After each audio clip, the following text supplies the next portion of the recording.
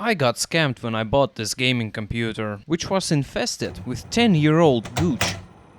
Has a rattling power supply and a overheating GPU that's about to take off to orbit.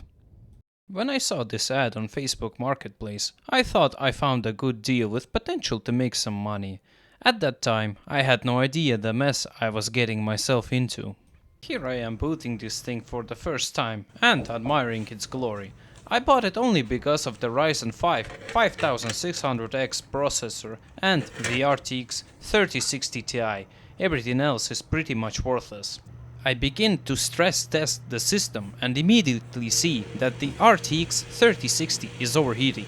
Hold on, I thought the listing said it had a 3060 Ti. I guess I got scammed. Nice. Moving on, I decide to take everything apart, to clean it and to decide what parts I will be using in the upcoming build.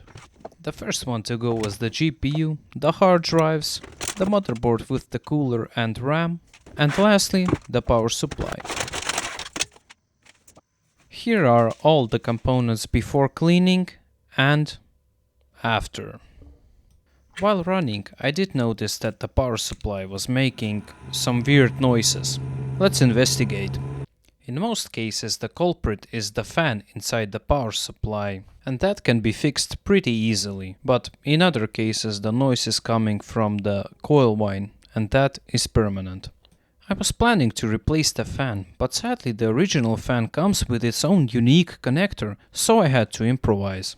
I peeled off the sticker on the back of the fan to gain access to the actual motor spinning the blades of the fan. The trick is to lube it with some oil. In my case I'm using engine oil. Yes, you heard me right.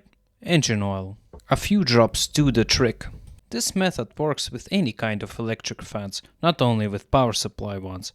I fixed countless noisy GPU fans using this method. Good as new. The overheating 3060 had nothing major going on, it just needed fresh thermal paste and the issues with overheating were gone.